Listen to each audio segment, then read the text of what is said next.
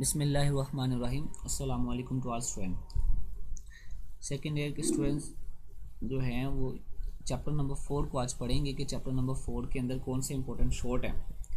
तो लिहाजा याद रखिएगा कि काफ़ी अहम सवाल यहाँ पे दिए हुए हैं, तो उनको आपने अच्छे से याद कर लेना है। सबसे पहले हम देखते हैं चैप्टर नंबर 4 के अंदर उसने बताया है, पहला सवाल है कि एक्वा रेजिया क्या होता है और ये गोल्ड और प्लैटिनम को क्यों डिज़ोल्व कर लेता है। तो पहले तो हमें ये समझना होगा कि एक्वा रेजिया बनता कैसे है। जब आप एक वॉल्यूम नाइट्रिक एसिड और 3 वॉल्यूम सल्फ्यूरिक हाइड्रोक्लोरिक एसिड को लेते हो तो यहाँ पर बन जाता है नाइट्रोसाइल क्लोराइड।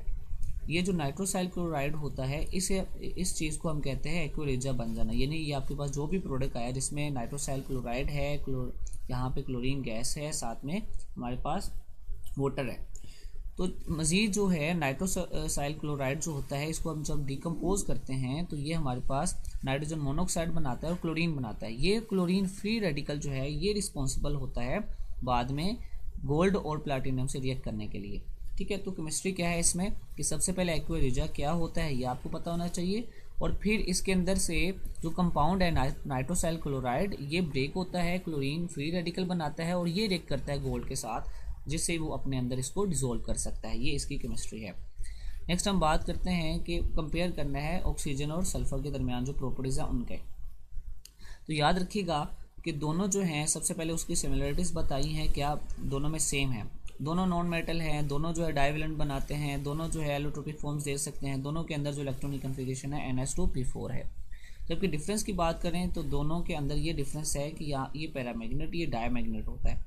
दोनों की जो शेप है यानी कि स्ट्रक्चर है या आप कह सकते हैं मॉलिक्यूलर स्ट्रक्चर है, दोनों में डिफरेंस पाया जाता है। ये गैस जो आपके पास ऑक्सीजन है ये गैस है और दूसरी जो आप सल्फर है ये सोलर फॉर्म में पाई जाती है। ठीक है, तो ये डिफरेंस भी दिया हुआ और ये कुछ सिमिलरिटीज़ भी, तो आपने इनको अच्छे से याद कर लेना है। थर्ड नंबर पे हमारा क्वेश्चन है कि आप बताएं ज़रा कि कॉपर जो है वो किस तरह से सल्फ्यूरिक एसिड के साथ रिएक्ट करता है और क्या बनाता है, क्या प्रोडक्ट बनता है। और आपको पता होना चाहिए कि जब भी एक मेटल एक एसिड के साथ रिएक्ट करता है तो वहाँ पे सॉल्ट बनता है प्लस वाटर, और यहाँ पे जो है ज़्यादातर जो है हाइड्रोजन गैस बनती है। लेकिन इस केस में अगर आप लेते हो कंसनट्रेटेड सल्फ्यूरिक एसिड तो फिर हमारे पास सॉल्ट के साथ हमें वाटर और सल्फर डाइऑक्साइड जो है वो देखने को मिलेगी। तो इस रिएक्शन में अगर आप देखो तो उसने कहा था इसकी एक्सप्लेनेशन भी आपने करनी है, वजाहत भी करनी है जो प्रोडक्ट बनता है। तो इस प्रोडक्ट के अंदर हमने ये देखा है कि जो कॉपर है वो ऑक्सीडाइज हुआ है और जो सल्फर है वो रिड्यूस हुआ है। कॉपर ने इलेक्ट्रॉन दिए हैं जबकि सल्फर ने इलेक्ट्रॉन लिए हैं, कबूल किए हैं, ठीक है, एक्सेप्ट किए हैं।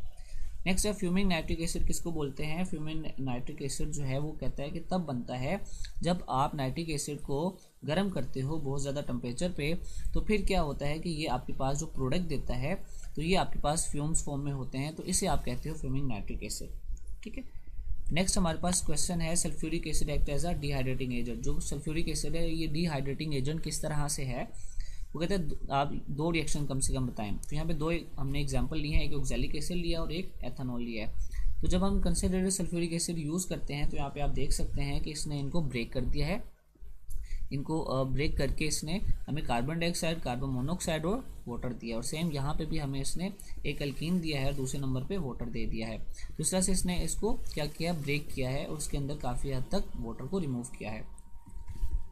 नेक्स्ट हमारा क्वेश्चन है why sulphur trioxide dissolve in H2SO4 and not in water. वो कहता है सल्फर ट्राइऑक्साइड जो है पानी के अंदर क्यों हल नहीं होती जबकि सल्फ्यूरिक एसिड के अंदर क्यों डिजोल्व करवाया जाता है। उसकी रीज़न ये है कि जब आप सल्फर ट्राइऑक्साइड को सल्फ्यूरिक एसिड के अंदर रिएक्ट करते हो तो या वाटर के अंदर डायरेक्टली रिएक्ट करते हो तो इससे क्या होता है कि ये बहुत ज़्यादा एक्सोथर्मिक रिएक्शन होता है और यहाँ पे एसिडिक फॉग बन जाती है जिसको कंडेंस करना जो है वो बहुत ज़्यादा डिफ़िकल्ट होता है।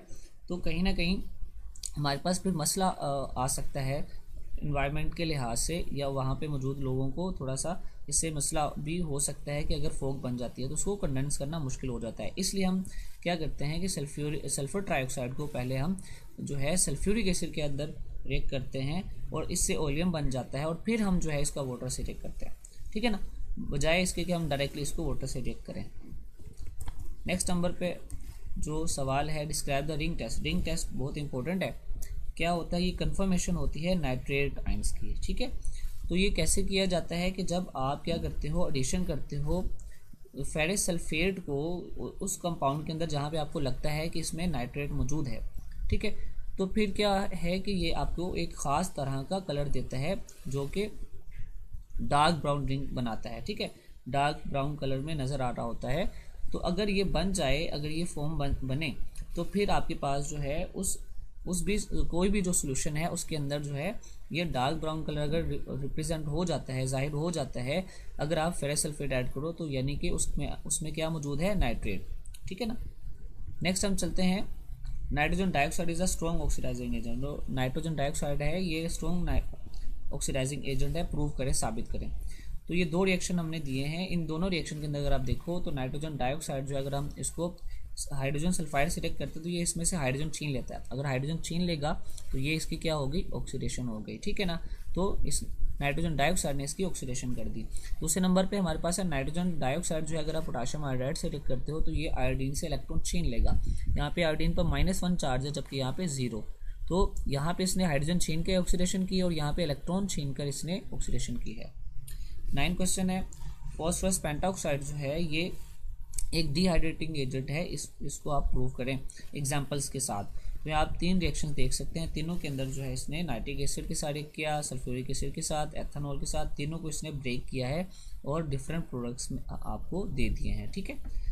नेक्स्ट हमारा सवाल है, give equation for the reaction of nitric acid with arsenic and antimony. वो कहता है जी नाइट्रिक एसिड जो है वो आर्सेनिक और एंटीमोनी से रिएक्ट करने पर क्या बनाता है। तो दोनों के साथ रिएक्ट करने पर ये इनके एसिड्स बना देता है, आर्सेनिक एसिड बना जाता है या फिर एंटीमोनिक एसिड बना देता है, ठीक है। तो आपने इन रिएक्शंस को देख लेना है, ये 3-4 रिएक्शंस यहाँ पे दिए हुए हैं। Give equation for the reaction of nitric acid with magnesium and manganese. तो यहाँ पे मैग्नीशियम और मैग्नीज के साथ जब आप नाइट्रिक एसिड का रिएक्ट करते हो तो यहाँ पे दोनों में ही आप सॉल्ट बनता है और साथ में हाइड्रोजन गैस बनती है, लेकिन यहाँ पे Mg की बजाय Mn होना चाहिए, ठीक है। तो यहाँ पे Mn कर लीजिएगा। नेक्स्ट है हमारे पास क्वेश्चन नंबर 12। क्वेश्चन नंबर 12 के अंदर उसने कहा है कि आप बताएं कि नाइट्रिक एसिड जो है वो कॉपर के साथ डाइल्यूट फॉर्म में, कंसंट्रेटेड फॉर्म में क्या रिजल्ट देता है। तो याद रखिएगा डाइल्यूट फॉर्म में रिजल्ट और होना चाहिए और कंसंट्रेटेड में और होना चाहिए रिजल्ट। तो पहले डाइल्यूट में पढ़ लेते हैं। याद रखिएगा जब डाइल्यूट में रिएक्ट करता है तो नाइट्रोजन मोनोऑक्साइड बनता है और जब कंसंट्रेटेड में रिएक्ट करता है तो ये आपके पास जो है नाइट्रोजन डाइऑक्साइड। तो यहाँ पे आपने नाइट्रोजन जो है डाइऑक्साइड लिख लेना है, ठीक है। तो यहाँ पे नाइट्रोजन डाइऑक्साइड आना चाहिए। नेक्स्ट हमारे पास क्वेश्चन है कि आपने बताना है कि जब जो ऑर्थोफॉस्फोरिक एसिड है उसको हीट देते हो तो फिर ये क्या बनाता है। तो इसमें पहले आपके पास बनता है पायरोफॉस्फोरिक एसिड और सेकंड नंबर पे मेटाफॉस्फोरिक एसिड बन जाता है। क्वेश्चन नंबर 14 है, फॉस्फोरस पेंटाऑक्साइड जो है इसको आप जब कोल्ड और हॉट वाटर से रिएक्ट करते हो तो यहाँ पे क्या बनता है। तो जब आप कोल्ड वाटर से रिएक्ट करते हो तो यहाँ पे मेटाफॉस्फोरिक एसिड बनता है और अगर हॉट वाटर से रिएक्ट करते हो तो यहाँ पे ऑर्थोफॉस्फोरिक एसिड बन जाता है।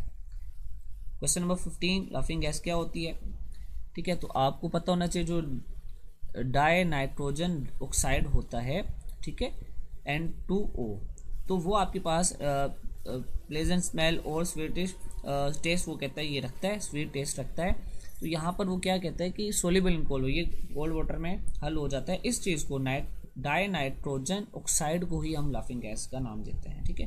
और उसने कहा इसको बनाएंगे किस तरीके से, तो यहाँ पे उसने नीचे प्रिपरेशन का हल भी बता दिया है कि आपने इसको कैसे बनाना है कि जब आपने नाइट्रस एसिड का जिंक के साथ रिएक्ट करना है तो ये फिर आपके पास बन सकती है, ठीक है। फर्स्ट मेथड है और दूसरे मेथड में आप देख सकते हैं कि इसने अमोनियम नाइट्रेट से इसको बनाया हुआ है। दोनों रिएक्शन आपने इसमें देख लेना है लाफिंग गैस के लिए। नेक्स्ट क्वेश्चन हमारा, right any 4 use of nitric acid. Nitric acid के 4 यूज़ आप लोगों ने बताने हैं, ठीक है। तो यहाँ पे 4 यूज़ यहाँ पे उसने बताए हुए हैं नाइट्रिक एसिड के, तो ये आपने अच्छे से याद कर लेना है, ठीक है। फर्टिलाइज़र के तौर पे, लेबोरेटरी में रिएजेंट के तौर पे, या फिर आपके पास एक्सप्लोजिव्स के तौर पे, ऑर्गेनिक डाइस के तौर पे। क्वेश्चन नंबर 17 है, कंसंट्रेटेड सल्फ्यूरिक एसिड रिएक्ट करेगा जब कार्बन के साथ सल्फर के साथ, तो आप कोई से 2 रिएक्शन बता दें। तो यहाँ पे कार्बन डाइऑक्साइड बनता है, सल्फर डाइऑक्साइड वाटर, और यहाँ पे सल्फर डाइऑक्साइड और वाटर बन रहा है। Give the reaction of sulphuric acid with NaCl and KNO3। तो दोनों के साथ सल्फ्यूरिक एसिड का रिएक्ट करवाएं और दोनों में डिफरेंट तरह का आपको प्रोडक्ट सॉल्ट बन रहा है और एसिड भी बन रहा है साथ में। यहाँ पे हाइड्रोक्लोरिक एसिड बन रहा है और यहाँ पे नाइट्रिक एसिड बन रहा है। तो लास्ट क्वेश्चन है हमारा, what is the affect of temperature on N2O4। तो N2O4 जो है इस पर, यानी कि हमारे पास जो डाई नाइट्रोजन टेट्राऑक्साइड है इसका क्या, इस पर क्या अफेक्ट होता है टेम्परेचर का। तो जब आप इसको गर्म करते हो तो हमें नाइट्रोजन डाइऑक्साइड मिलती है और मज़ीद जो है ये कन्वर्ट हो जाती है नाइट्रोजन मोनोऑक्साइड में और ऑक्सीजन के अंदर। तो आज के लिए बस इतना ही। इंशाल्लाह ताला नेक्स्ट लेक्चर के अंदर हम नेक्स्ट चैप्टर पढ़ेंगे।